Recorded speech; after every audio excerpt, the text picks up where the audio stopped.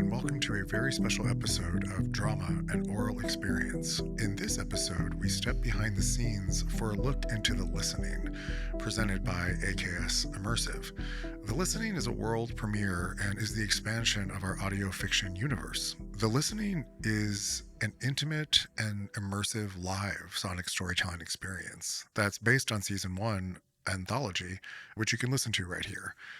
The Listening stars Broadway's Jason Veasey. Some of Jason's prestigious credits include the original Broadway cast of the Tony and Pulitzer Prize-winning A Strange Loop, and the long-running hit The Lion King, where Jason made his Broadway debut. To millions of television viewers, Jason is known for playing George Brady on the new comedy series Best Medicine on Fox and Hulu, which was just renewed for season 2, which is amazing. And he has also appeared as the beloved Jonathan Bridgecroft on Only Murders in the Building, also on Hulu, where you may have also seen him notably in the only season that was ostensibly a musical opposite of Meryl Streep. He also recently made his A24 film debut in friendship with Paul Rudd.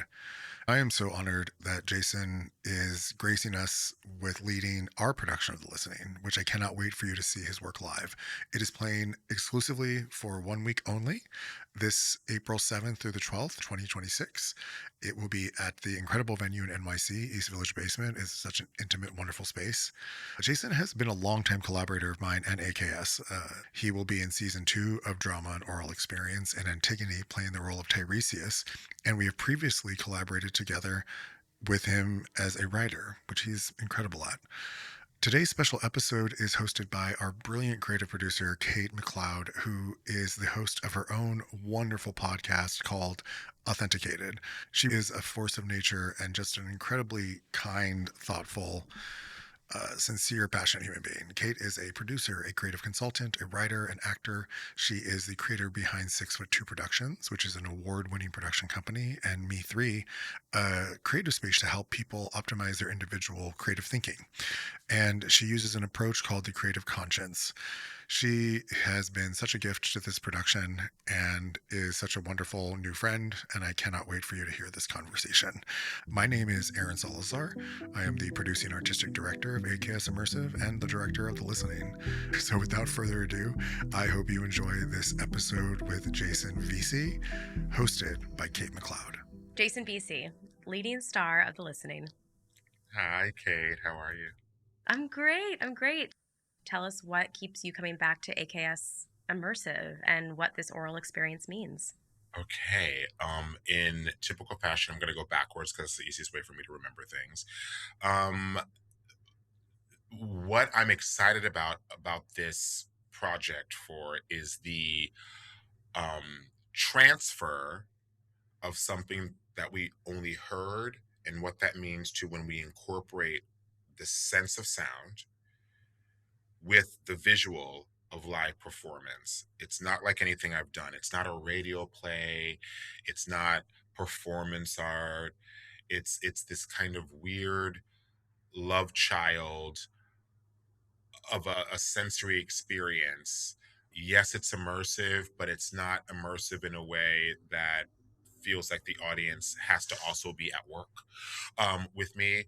I have still so many questions about it, actually, and I think that that's what's really intriguing me. I've held off on asking you and Aaron, what does this mean? What's that mean? What's that mean? And I'm actually kind of feel like I'm going in way more blind than I ever have before, and that's really thrilling me.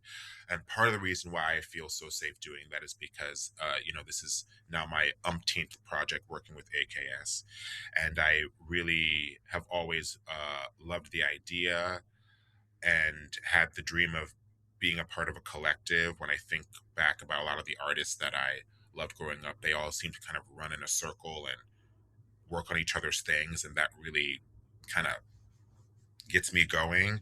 And I've just never not had a great experience working with Aaron, working with you.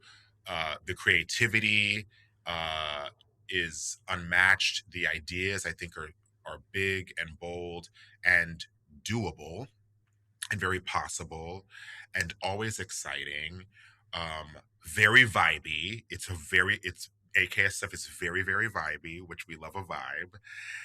And there's something to be said about people who continue to put each other on and promote each other and say yes to each other. And in my experience, um, I have always advanced in my career by continuing to say yes to my homies who also happen to be fantastic artists. So that is something that I'm very, very excited about. I'm also very excited to be in a space where my speaking voice is front and center as someone who has always had a complicated relationship with my singing voice, but a really great relationship with my speaking voice. It's been a long time since I've been able to utilize it where that is the focus. And then my body, face, and physicality are the accompaniment to that. And that's kind of really thrilling that my voice and our voices get to be the camera, if you will, for the audience. I'm very interested to see what happens when the voice and the sound is actually what's there to direct the storytelling as opposed to the visual. The rehearsal process of practicing with your voice, knowing that the space is transferable Yeah. and you arrive there physically, what is that like when you rehearse with one part of yourself and then offer your whole artist self in a space? You know, that's a really good question. I think going back to your first question, I think that that's what's really kind of exciting about it because I can't think of a time sans our training and the way that we use our voices, particularly with theater. I can't remember one time where the entirety of the process and focus will force me to really kind of examine what my voice can do and what my voice sounds like outside of my head because I don't know if I've ever said this to you, but the what my voice sounds like in this cavity is completely different from what other people. So like my voice sounds three pitches higher. It sounds way less colorful. It almost sounded kind of like a monotonous thing when I'm speaking about it. So I actually am very excited to see what happens when I'm forced to feel what's happening in here, but then on the outside, really get to understand like what it's like to hear me doing something, which is what the audience will be doing. I actually don't know that much about my voice outside of myself. And that's what I'm very kind of excited to see what the expansion of my voice does. And the only way I'm going to be able to do that is by constantly listening and hearing myself and really paying attention to it because I am always taken aback when I hear myself when I'm kind of like, oh wow, okay, That truly. is fascinating Yeah. because especially with this is an audio delivery. People are going to hear it in Yes. their ears, so they listen back to it almost as the same way that you do. Yes. So that Yes. distance holds like a new kind of vulnerability for you as an artist, maybe? Yeah, very, very much so. And a vulnerability that I'm not scared of, almost kind of like it's finally time for me to really study what people have responded to since my voice dropped at 12 years old, you know? And because it's one thing to be in a recording studio and hear a track, be- but it's another thing to be doing it live, knowing that what I feel in this cavity versus what I can probably slightly hear in the space that is going to be transferred into their ears. What that nuance of that experience, what do I have to do to make it the fullest thing possible?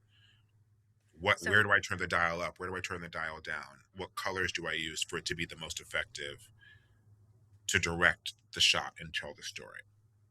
and in the immersive space, when you are literally next to the very exclusive Yes. audience that exists here, Yes. what is your relationship like to the audience then, as opposed to the standard, like, fourth wall that exists on Right. Broadway on stage? Right. I have a theory that that adjustment period will feel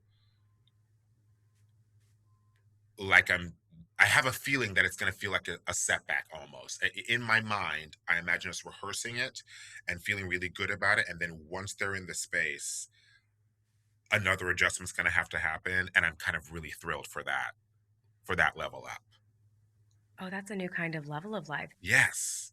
Yes, it really is. I'm trying to think if I've ever been involved with, well, I know I haven't, or experienced anything like that, and I can't think of one situation where the intimacy was there with the specific space that it's happening in, with headphones, live, almost kind of like a double event. It kind of makes me think of like the Lion King. You know you're watching a person, but you're also looking at the puppet, the elephant that's on their forehead. You know, and Okay. and where do you go? And you realize you don't have to make a choice. It's all kind of happening in one fell swoop. Like this double event, this event on top of an event that creates an even bigger event. This might be my form of headiness for this, Yes, but that feels like you're expanding your perception yes, of the people in the room. yes. That is a great word, an even better word, that I will be expanding the perception of the people in the room, which just scientifically, which we know how sound works, will affect my perception of the sound in the space, which happens and will happen to be the sound that I'm making. And how do I perceive the sound of my voice versus what's actually happening? And then how are they perceiving that? Yeah. I just love a live feedback loop so much, and that's, you're on camera so much now. You just got signed on for a second season of Best Medicine. Yes, I did. Yes, I did. Congratulations. Thank you. But going to stage and still finding so much space there allows for this expansion to then go so minute for when you go back to screen. It just feels like it's growing. Which one thing that I realized, which is why I'm also so excited about this project, one thing that I realized about being on a set for that long, it's the longest I've been on a set. One of the things that I realized that made me not question, but made me feel like I feel like something's missing is that I'm so used to being very engaged with my voice on stage and on film. I was kind of just like, am I doing anything? Or and the relationship between Mike and how that sound transfers and feeling kind of like that this gift that I have that I'm very familiar with was kind of left up to the devices of other people, which is not true per se, but I didn't feel like an actual physical connection with what I'm able to do to help someone in the back of the house. And the feeling of what happens when I'm just like speaking and talking, as opposed to when like I'm engaged in the way that I was trained to do. I'm excited to click that back in and then use it in a more elevated way. That's not just stage technique, that same thing, but I'm very excited to like feel one with the voice again and other people's voices and sound. Whereas on set, that hasn't happened for me yet. So it's felt a little, something's felt a little missing or off. So I'm excited to like have that back. It is exciting to hear that a show that has been designed to be so transferable to meet so many people Yeah. is so transferable to you as an artist. Yes. Yes. I it's going to be interesting because I will not experience it the way that audience members are going to be experiencing it, which never really happens when you're doing any form of art. But I have experience with watching a show on TV. I have experience with being an audience member watching a play. I do not have experience being an audience member in in a situation like this, which is again also really thrilling. It feels very it feels like a precedent. It feels like a pioneer. It makes me feel like an astronaut or like a deep sea diver going someplace first. Unexplored terrain. Yes, yes, very much so. Very much so. What about the unknown is so exciting to you? I think the unknown, while it can be scary, primarily just represents possibility to me. If you don't know something, you just don't know. So, yes, there's going to be fear, but it could also be something really, really awesome. And when it comes to art or live performance at this stage in the game, given the level that we all are as artists, how can we not be completely excited by the unknown? None of us have gotten here by being scared of it. So like that's kind of the jump off point for anything.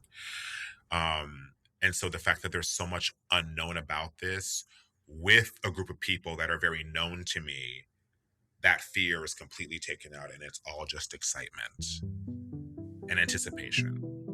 Yeah, because we're all together. Yes.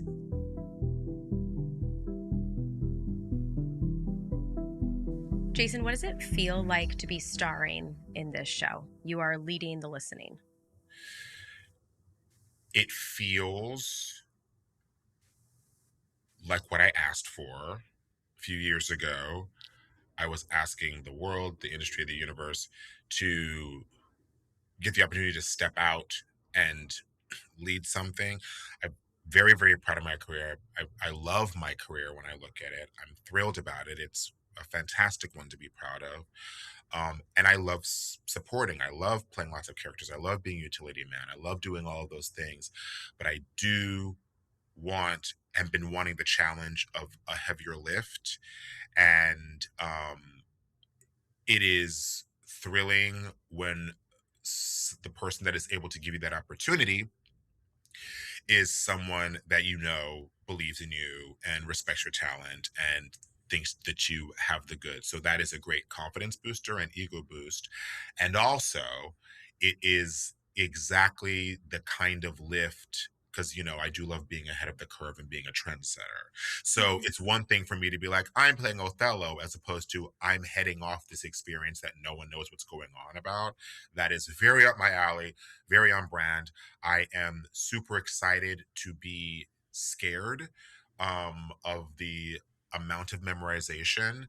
I am no longer 27, so memorization tools that I never needed before are now firmly in play. Um, but I am mostly excited about not necessarily the memorization of it all, but just the amount that I get to explore, the thrill of understanding that even when we're done, I'll have maybe scratched 45 to 55% of the surface. And I think that that's a good thing to nail. Um, Given that this is my first time, if I think about it, I can't remember the last time I led anything, maybe since right out of college. Um, I'm excited to relish in leading as opposed to being number one on the call sheet, because I think those are two different things. And that's what I'm very interested in. And I'm very interested in proving to myself that I got the shoulders to stand on. And it feels really great and really exciting and right on time. And right on time. This opportunity to learn while people Yes. are listening. Yes. What version of Jason's going to be on the other side?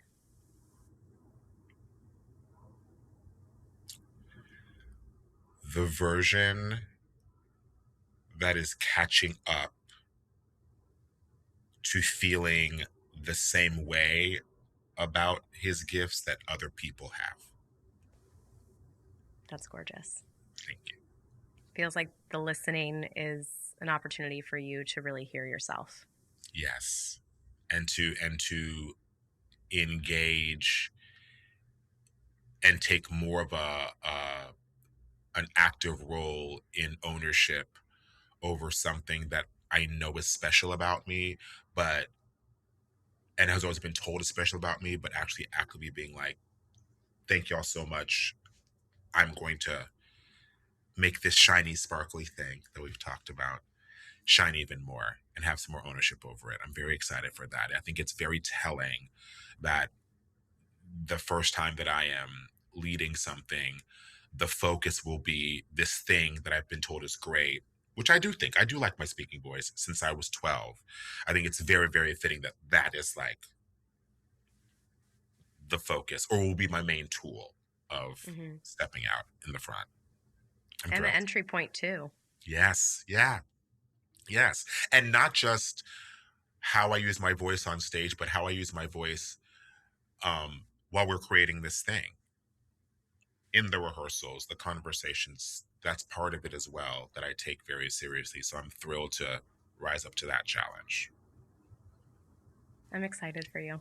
Thank you.